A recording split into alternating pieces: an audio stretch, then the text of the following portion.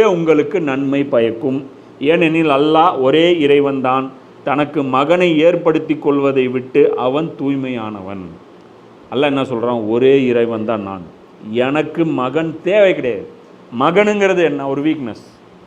வயசான காலத்தில் பெற்றோரை காப்பாற்றுறதுக்கு தான் மகன், நம்முடைய சொத்துக்களை பராமரிக்கிறதுக்கு தான் மகன். நம்மளால் முடியாது, இப்போ கடை பெருசாக இருக்குது, நாளை மெயின்டைன் பண்ண முடியாது, அதுக்கு மகன் வந்தானா அவன் சப்போர்ட் பண்ணுவான். அல்லாஹ்னால எது முடியாது, எதுக்காக மகன் வரணும்? அல்லாஹ்வுக்கு எப்போ வயசாக போகுது அவனுக்கு மகன் தேவைப்படுறது. அல்லாஹ்வுக்கு மனைவின்னு ஒன்று இருந்தால் தானே மகன் வரும். அப்போது அல்லாஹ் தூய்மையானவன்.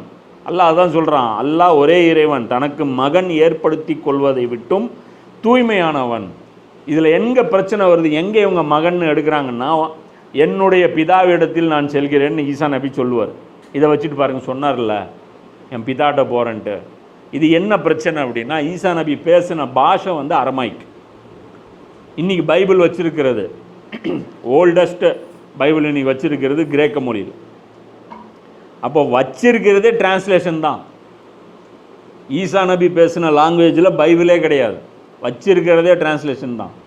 அப்போது பிதானா என்ன அர்த்தம்னா, இப்போ உதாரணத்துக்கு இப்போ நான் சொல்கிறேன், நான் என் ஃப்ரெண்டுகிட்ட அனுப்புகிறேன், ஒன்று அனுப்புகிறேன், அந்த இடத்துல அவர் ஒரு பஸ்ஸில் ஒரு பணம் ஒரு 10,000 கொண்டு வர்றார். நான் சொல்கிறேன், நம்ம பையங்க பஸ்ஸில் அனுப்புகிறேங்கன்னு சொல்லிட்டு நான் வேலை செய்கிற ஒரு பையனை அனுப்புகிறேன். நம்ம பையனா இப்போ இவன் யார்?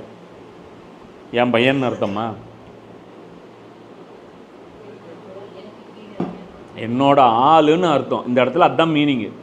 இப்போ ஈசா நபி என்ன சொல்கிறார்? என்னுடைய பிதாங்கிறார். அதே மாதிரி பல இடங்களில் புதிய ஏற்பாட்டில் உங்களுடைய பிதான்னு சொல்கிறார். எனக்கு எப்படி பிதாவோ அப்படி தான் உங்களுக்கும் பிதாங்கிறார். அப்படி பார்க்க போனால் எல்லாரும் அல்லாஹ்வுடைய மகன்கள்னு சொல்லணும். அப்போ அதில் தெளிவாக இருக்கும். பைபிளில் பொறுத்த வரைக்கும் அதுதான். ஜாகிர் நாயக்குடைய அந்த வீடியோஸ்லாம் பார்த்தீங்கன்னா தெரியும், அகமத் தீதாவுடைய அந்த வீடியோஸ்லாம் பார்த்தீங்கன்னா தெரியும் அவங்க எந்த இடத்துல மிஸ்டேக் பண்ணுறாங்கன்ட்டு. பைபிளில் அந்த காலத்தில் இங்கிலீஷில் டிரான்ஸ்லேஷன் பண்ணும்போது பிக் ஜி போடுவாங்க, ஜி, இந்த பெரிய கேபிட்டல் ஜி, இது போட்டால் அல்லாஹ் குறிக்கும். மற்றது இந்த ஜி போட்டோம்னா அது சாதாரணமாக குறிக்கும், அது இயேசுவை குறிக்கும், அது கடவுள் கிடையாது. பிக் ஜி போட்டால் தான் கடவுள் அப்படிங்கிற அந்த இது இருக்கும். ஸோ இவங்க என்ன பண்ணுறாங்க, ஒரு விளக்கம் தப்பாக கொடுத்து அந்த விளக்கத்தை சரி நியாயப்படுத்த இன்னொரு விளக்கம் தப்பாக கொடுத்து ஒரு பொய்க்கு இன்னொரு பொய்ங்கிற மாதிரி ஆகி இவங்க என்ன பண்ணிருக்காங்க, மொத்த எனர்ஜியும் இவங்க வேஸ்ட் பண்ணுறாங்க.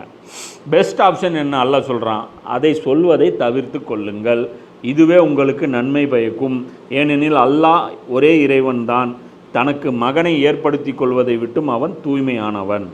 வானங்கள் மற்றும் பூமியில் உள்ளவை அனைத்தும் அவனுக்கே உரியனவாகும், பொறுப்பினை ஏற்பதற்கு அவனே போதுமானவன். அல்லாஹ் சொல்கிறான், இந்த வானம் பூமி இதில் இருக்கிற எல்லாமே எனக்கு சொந்தம். இப்போ அல்லாஹ் சொல்கிறான், இங்கே எனக்கு எனக்கு ஃபேமிலியோ எனக்கு ரிலேஷன்ஷிப்போ கிடையாது. இங்கே எல்லாத்துக்கும் எனக்கும் இருக்கிற ஒரே ரிலேஷன்ஷிப் என்ன தெரியுமா? நான் கிரியேட்டர், நீ ப்ராடக்ட், அவ்வளோதான். அல்லாஹ் கிரியேட்டர், சூரியன் ப்ராடக்ட். அல்லாஹ் கிரியேட்டர், மலை ப்ராடக்ட். அல்லாஹ் கிரியேட்டர், வானம் ப்ராடக்ட். அல்லாஹ் கிரியேட்டர், முஹம்மது ஸல்லல்லாஹு அலைஹி வஸல்லம் ப்ராடக்ட். அல்லாஹ் கிரியேட்டர், ஆதம் ப்ராடக்ட். அல்லாஹ் கிரியேட்டர், ஈசா நபி ப்ராடக்ட். இதை தாண்டி எந்த அந்தஸ்து யாருக்கும் கிடையாதுங்கிறான். அல்லாஹ் என்ன சொல்கிறான்? இது எல்லாத்தையும் பொறுப்பினை ஏற்பதற்கு அவனே போதுமானவன். இப்போ நீங்கள்